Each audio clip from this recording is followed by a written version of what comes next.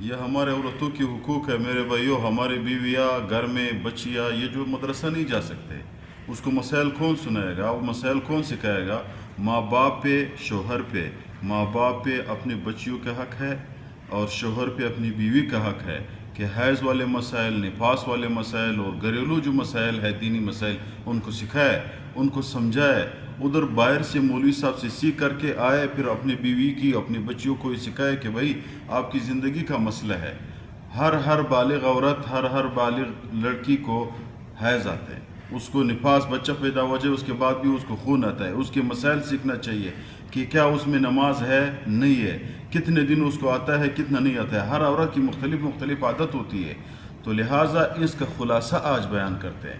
اپنے گھروں میں ویڈیو سناؤ ان کو یار, یوٹیوب پہ سرچ کرو, اپنی بیویوں کو بتاؤ کہ بھئی یہ مسئلہ سیکھو, اپنے بیٹیوں کو بتاؤ کہ بھئی یہ مسئلہ سیکھو, تاکہ پوری زندگی اس کو سمجھ آ جائے, تاکہ وہ اس کو پوری زندگی ان مسائل کی وہ علم ہو.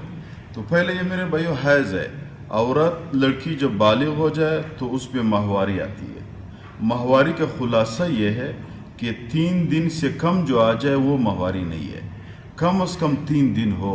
3 دن آیا, 3 دن کے بعد بند ہو گیا, یہ اس کی ماہواری ہے. پھر اس کے بعد وہ غسل کرے, اپنی عادت اس کی بن جاتی ہے. ہر لڑکی کو, ہر عورت کو اپنی عادت کا پتہ چلتا ہے. خلاصہ یہ 3 دن سے کم نہ ہو, 10 دن سے زیادہ نہ ہو, یہ ماہواری ہے. لڑکی کو, عورت کو ماہواری آئی تو اس ماہواری کی 5 دن ہو گئی, 6 ہو گئے, 7 ہو گئے, 10 دن تک ماہواری خون آ رہا ہے تو 10 دن تک یہ نماز پڑھے. 10 دن تک وہ اس پہ نماز بھی اللہ کی طرف سے معاف ہے. روزہ بھی نہ رکھے, روزہ بعد میں وہ رکھ سکتے ہیں, اسی جب وہ ماہواری ہے تو روزہ نہ رکھے. دوسرا چیز ہے نفاس.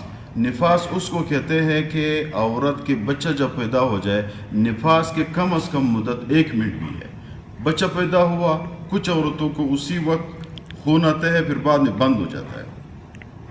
اس کی کم از کم مدت 1 منٹ ہے, زیادہ سے زیادہ مدت اس کی 40 دن ہے. 40 دن ایک عورت کو مسلسل خون آ رہا ہے تو 40 دن مسلسل اس کے لیے نماز معاف ہے.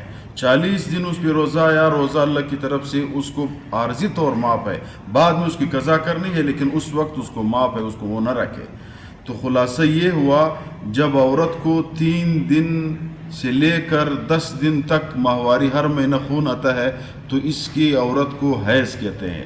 جب 10 دن سے زیادہ ہوا یا 3 دن سے کم ہوا, یہ حیض نہیں ہے. اس عورت کو چاہیے اپنا نماز بھی پڑھے اور اپنا روزہ بھی رکھے.